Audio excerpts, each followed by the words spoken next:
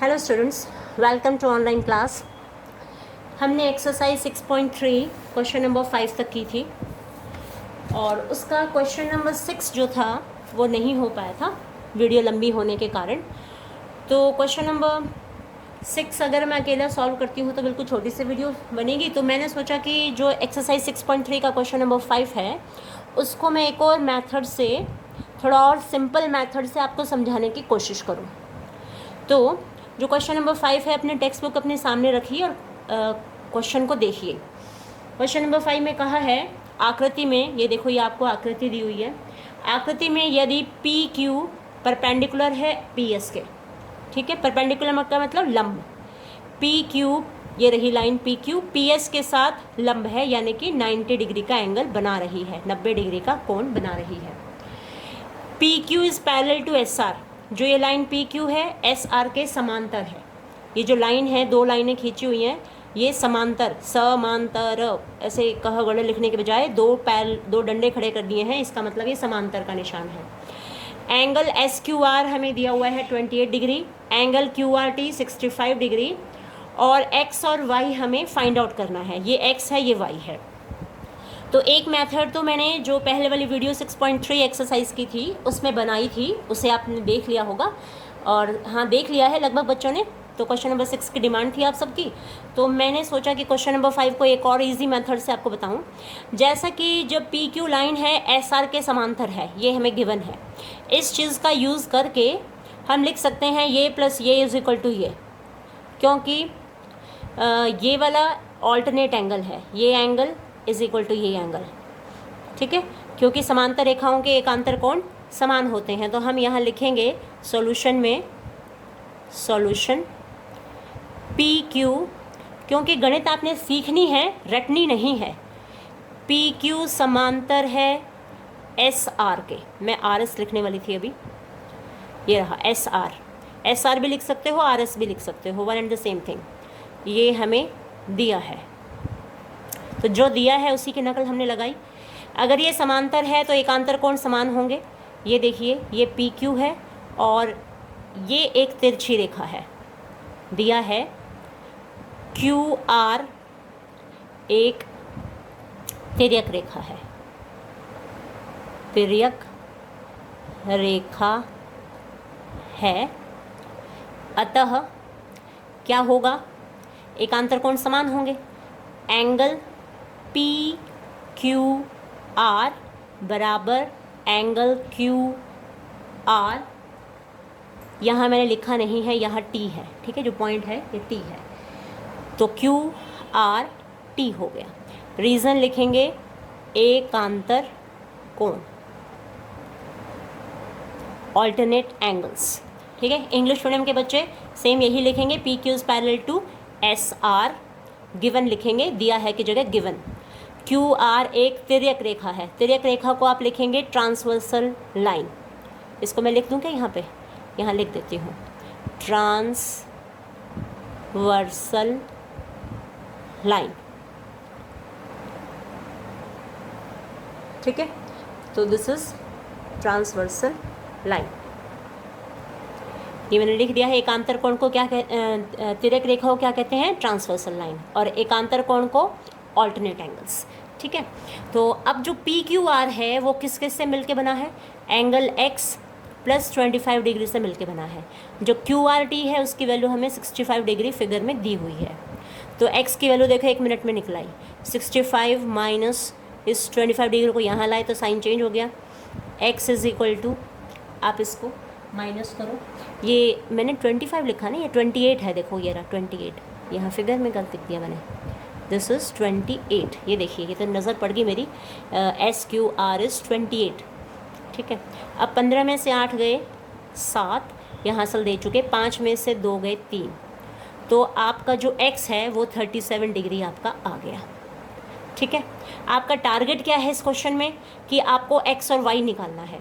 तो ये वाला पूरा कोण, ये वाला इस वाले के बाहर वाले के बराबर है, यानी कि एकांतर कोण बराबर होते हैं समांतर रेखाओं के। तो आपने एकांतर कोण लिख दिए। फिर जो ये वाला कोण था, ये दो टुकड़ों से मिलके बना हुआ था, x + 28 से मिलके बना हुआ था। ठीक है। x + 28 इज इक्वल टू 65 हमने लिखा, 65 में से 28 को घटा दिया, 37 आ गया। अब देखिए ये एक ट्राइंगल है, PQS एक त्रिभुज है जिसमें x 37 है और ये 90 डिग्री है, ठीक है। तो हम y को बड़े आराम से निकाल सकते हैं क्योंकि त्रिभुज के तीन कोणों में से तीनों कोणों का जोड़ 180 होता है। दो का जोड़ यदि हमें पता चल जाता है तो हम उसको 180 से घटा लेंगे उन दोनों को, तीसरा हमें पता चल जाएगा। तो हम लिखेंगे त्रिभुज PQS में angle P plus angle X plus angle Y is equal to 180 degree. Reason लिख दो, त्रिभुज के तीनों कोणों का योग 180 डिग्री होता है, ठीक है। Sum of three angles of triangle is 180। Angle P is given 90 degree, X हम फाइंड आउट कर चुके हैं 37 प्लस Y इज अननोन तो 180, इन दोनों को ऐड करो 7, 9 + 3 12 तो 127 degree plus y is equal to 180, y is equal to 180 minus 127। तो इट्स वेरी इजी, तो माइनस कीजिए आप इसको, हसल लिया यहाँ से, 10 में से 7 गए 3, 7 में से 2 गए 5 और 1 में से 1 गए 0, तो 53 डिग्री। देखो बिल्कुल शॉर्टकट, ठीक है ना, बहुत ज़्यादा काम हमें करना ही नहीं पड़ा क्योंकि सबसे पहले एकांतर कोण के नियम से x को निकाल लिया, x के निकलते ही त्रिभुज के तीनों कोणों का जोड़ 180 होता है, उस नियम का प्रयोग किया, फटाक दे से y का आंसर आ गया, ठीक है। नाउ वी विल स्टार्ट, तो इस तरह से हमारा क्वेश्चन हुआ complete. Now we will start question number 6। ये भी बहुत ही सिंपल है, क्लास में तो हम सारे क्वेश्चंस कर ही चुके थे। अब देखिए, अब इसमें क्या है, ट्राइंगल PQR है, इसकी भुजा PQR की भुजा QR को बिंदु S तक बढ़ाया है। तो मैं इसको जो फिगर है वो बना लेती हूँ। बढ़ाया गया है, ये हमारी स्टेटमेंट है। और यदि PQR और PRS के समद्विभाजक हमें दिए हुए हैं तो मैं ऐसे करती हूँ, उसको पूरा क्वेश्चन लिखने के बजाय, पूरा क्वेश्चन लिखना मूर्खता है because you are already having text books in your hand. तो फिर भी यदि आप चाहते हैं तो मैं वीडियो को रोक के दोबारा, तो देखो बेटा मैंने ये क्वेश्चन लिख दिया है कंप्लीट। त्रिभुज PQR की भुजा QR को बिंदु S तक बढ़ाया गया है। यदि PQR और PRS के समद्विभाजक बिंदु T पर मिलते हैं तो सिद्ध कीजिए कि angle QTR is half of QPR, ठीक है। इसका सॉल्यूशन मैं यहाँ कर रही हूँ, फिगर आपको दी हुई है टेक्स्ट बुक के अंदर, क्वेश्चन भी दिया हुआ है। अब हम इसका सॉल्यूशन बहुत ही सिंपल तरीके से करेंगे, ठीक है। अब देखो, जो हमें आंसर लाना है एक तो वो नज़र में हमें रखना चाहिए। टू प्रूव हमें आंसर लाना क्या है, हमें लाना है QTR is half of angle QPR, ठीक है। देखो QTR कौन सा है, QTR यानी कि ये वाला angle is half of QPR। इसका रिलेशन है, यानी कि ये वाला जो एंगल है इसके हाफ के बराबर है, ये हमें प्रूव करना है। और हमें दिया हुआ है कि जो QT है वो कोण Q की समद्विभाजक है, और जो ये RT कह लो या TR कह लो, TR जो है इस PRS की समद्विभाजक है। तो PRS और PQR के समद्विभाजक हैं, तो इससे हमें काफ़ी लाभ होगा। हम इसमें लेंगे, सॉल्यूशन स्टार्ट करते हैं। इसमें भी हम एक्सटीरियर एंगल का ही यूज़ करेंगे, जो बाह्य कोण है त्रिभुज PQR में। ये देखो अंदर के दोनों कोणों का जोड़ बाह्य कोण के बराबर होगा, उसका यूज़ करेंगे। हम लिखेंगे एंगल P को हम लिख लेते हैं angle QPR plus angle Q is equal to angle PRS, ठीक है। बहिष्कोण, ठीक है। किसी भी त्रिभुज का बहिष्कोण सुदूर अंतः कोणों के योग के बराबर होता है। तो सुदूर अंतर कोण ये वाले हो गए, इस वाले का और इस वाले का जोड़ जो है बाहर वाले कोण के बराबर होगा। तो angle QPR plus angle Q के दो पार्ट्स कर दो, इसको 1 डाल दो, इसको 2 डाल दो, इसको 3 और एंगल 4, ठीक है। 1 2 3 4 डाल दिए। क्यू के 2 टुकड़े हैं, उसको लिखो angle 1 plus angle 2 is equal to, जो PRS है उसको लिख लो एंगल 3 प्लस एंगल 4। ठीक है, अब since angle 1 is equal to angle 2 and angle 3 is equal to angle 4, क्यों है? क्योंकि जो QT है वो तो एंगल Q की समद्विभाजक है और जो TR है वो एंगल PRS की समद्विभाजक है। ठीक है, तो इस वजह से एंगल QPR प्लस एंगल 1 को छोड़ देंगे, अंदर वाला एंगल रखेंगे, 1 की जगह पे हम रखेंगे angle 2, angle 2 plus angle 2 is equal to angle 3 को छोड़ के बाहर वाले को रख लेंगे क्योंकि 3 और 4 बराबर हैं, 3 की जगह भी 4 रखा, plus angle 4, angle QPR plus twice of angle 2 is equal to twice of angle 4। इसको नंबर 1 डाल के छोड़ दिया, यानी कि इस त्रिभुज को PQR को लिया और त्रिभुज का जो बहिष्कोण है सुदूर अंतःकोणों के योग के बराबर है, और फिर इस लाइन ने समद्विभाजन किया हुआ था इसका और इसने किया हुआ था इसका, तो उसका हमने यूज़ कर लिया, नंबर 1 डाल के उसको छोड़ दिया। फिर हम ये वाला त्रिभुज ले लेंगे QTR, हम लेंगे त्रिभुज QT लिखेंगे इसको हम, QTR में यही नियम, बहिष्कोण वाला नियम हम लगाएंगे यहाँ पे। अंदर वाला कौन कौन सा है? एंगल 2 प्लस एंगल, ये T है, इसका नाम, T का नाम क्या है? QTR is equal to angle 4। ठीक है, यानी कि ये एंगल प्लस ये एंगल इस बाहर वाले एंगल के बराबर हो गया, बराबर हो गया। तो अब देखो इन दोनों का हम कंपैरिजन करें, यहाँ एंगल 4 है, यहाँ ट्वाइस ऑफ एंगल 4 है, तो ऐसा करें, इस इक्वेशन को पूरी को 2 से दोनों तरफ यहाँ लिख लेते हैं, दोनों तरफ 2 से गुणा करने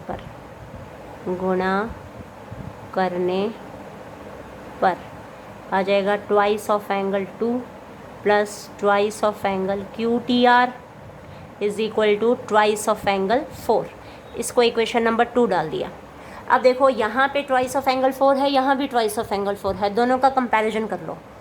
1 तथा 2 की तुलना करने पर, यानी कि यहाँ पे ट्वाइस ऑफ एंगल 4 एक बार तो इन दोनों के जोड़ के बराबर है और एक बार ट्वाइस ऑफ एंगल 2 इन दोनों के जोड़ के बराबर है। इसका मतलब ये पक्ष और ये पक्ष दोनों बराबर हैं। तो 1 तथा 2 की तुलना करने पर जो हमें प्राप्त होता है वो हम लिखेंगे, यहाँ से देख कर लिखो, angle QPR plus twice of angle 2 is equal to, ये हमने 1 में से ये देख के लिख लिया, इस लाइन को, इन दोनों को देख के लिखा यहाँ पे। अब 2 में से इन दोनों को देख के लिखा, twice of angle 2 plus twice of angle QTR हो गया। अब देखो यहाँ भी ट्वाइस ऑफ एंगल 2 है, यहाँ भी ट्वाइस ऑफ एंगल 2 है। जब आप इस वीडियो को देखेंगे तो एक राइट साइड में एक छोटा सा निशान आपको दिखाई देता है, उसको क्लिक कर बड़ा करके देखना इस वीडियो को, ठीक है, ताकि आपको साफ दिखाई दे। अब देखिए यहाँ भी ट्वाइस ऑफ एंगल 2 है, यहाँ भी ट्वाइस ऑफ एंगल 2 है, ये दोनों कैंसिल हो जाएंगे क्योंकि एक को भी यहाँ खिसकाएंगे, इधर उठा के लाए तो साइन नेगेटिव हो जाएगा, इसको वहाँ ले जाएंगे या इसको यहाँ लाएं, साइन चेंज हो जाएगा ना, माइनस का हो जाएगा, तो माइनस का साइन होते ही कैंसिल हो जाएगा। तो क्या बचेगा? Angle QPR is equal to twice of angle QTR, यानी कि ये दोनों तो कैंसिल हो जाएंगे इस वजह से। ठीक है, अब इस 2 को इसके नीचे इसके पास लाओगे तो half of angle QPR is equal to half of QTR। ठीक है, यही आपको आंसर लाना था। देखो QTR is equal to half of QPR, यही उत्तर लाना था ना। तो क्या था? त्रिभुज PQR की भुजा QR को बिंदु S तक बढ़ाया गया था। ये देखो, ये रही QR को S तक बढ़ाया था, यहाँ तक बढ़ाया था। फिर यदि PQR और PRS के समद्विभाजक बिंदु T पर मिलते हैं, PQR देखो ये रहा, PQR का समद्विभाजक यहाँ T पर मिल गया, और किसका? PRS का। PRS का समद्विभाजक ये रहा, RT है, ये भी T पर मिला है। दोनों ही, ये वाला समद्विभाजक और ये वाला समद्विभाजक दोनों T पर मिले थे। तब हमें प्रूव करना था कि जो सिद्ध कीजिए QTR is half of QPR, तो ये हमने कर दिया है। तो क्या किया, दोनों ही जैसे दो त्रिभुज थे, एक तो PQR था, इसमें हमने बहिष्कोण का इस्तेमाल किया, फिर दूसरा त्रिभुज QTR था, उसमें भी हमने बहिष्कोण का इस्तेमाल किया कि बाह्य कोण जो है सुदूर अंतः कोणों के योग के बराबर होता है। और ये इसने QR ने समद्विभाजन किया था, इसलिए ये एंगल इस एंगल के बराबर था। अच्छे से समझ लो, एंगल 1 एंगल 2 के बराबर है। एंगल 1 एंगल 2 के बराबर मतलब ये 30 का है तो ये भी 30 का है, ये 60 का है तो ये भी 60 का है, ये 120 का है तो ये भी 120 का है ना। कहने का भाव ये कि दोनों का मान जो है बराबर है। तो एंगल 1 की जगह एंगल 2 रख सकते हैं, 2 की जगह एंगल 1 रख सकते हैं। उसी प्रकार एंगल 3 एंगल 4 के बराबर है और एंगल 4 एंगल 3 के बराबर है। तो इन दोनों को हम रिप्लेस कर सकते हैं। एंगल 4 के स्थान पे एंगल 3 रख सकते हैं, 3 के स्थान पे 4 रख सकते हैं। तो जिसमें हमें फ़ायदा हो उसको हम रख सकते हैं। तो हमने क्या किया, एंगल 1 को गायब कर दिया था यहाँ से और एंगल 2 को रखा था क्योंकि इस त्रिभुज में आ रहा था ये। ठीक है, इस 2 को हमने बचा के रखा ताकि हम ये प्लस ये इक्वल टू ये शो कर सके ना। फिर एंगल 3 को गायब किया इसमें से और एंगल 3 के स्थान पे हमने क्या लिखा, एंगल 4 लिखा। ठीक है ना। अब देखो, यहाँ था आपका एंगल 3 प्लस एंगल 4, 3 की जगह पे हमने एंगल 4 लिखा, फिर ट्वाइस ऑफ एंगल 4 बन गया था। यहाँ पे 1 को गायब किया तो ट्वाइस ऑफ एंगल 2 बन गया था। ठीक है, इक्वेशन 1 डाल के हमने छोड़ा। तो इस तरह से आपको अच्छे से समझ में आ गया होगा। तो क्वेश्चन नंबर 3 था, क्वेश्चन नंबर 5 था, ये हमने किया, और क्वेश्चन नंबर 6 था, ये हमने किया। ठीक है, तो इसमें तो हमने ऑल्टरनेट एंगल, क्योंकि PQ और RS दोनों समांतर थी तो एकांतर कोण समान होते हैं उसके नियम से। ये पूरा एकांतर कोण, ये इधर वाला और इधर वाला दोनों बराबर थे, लेकिन इधर वाले के 2 टुकड़े थे तो वो दोनों जोड़े x प्लस 28 जो है 65 के बराबर आया, वहाँ हमने घटाया तो 37 आ गया था। त्रिभुज के तीनों कोणों का जोड़ 180 होता है, उसका प्रयोग किया, ये पता था ये हमने निकाल लिया। तो इस तरह से आपको अच्छे से समझ में आ गया होगा। तो अभी बैठ के आप इसको अच्छे से दोहरा लो ताकि क्लास में हम आपसे पूछें तो आप अच्छे से आंसर दे पाएँ। ओके, ऑल द बेस्ट, पूरी मेहनत करो और कुछ पूछना हो तो क्लास में आप पूछ सकते हो।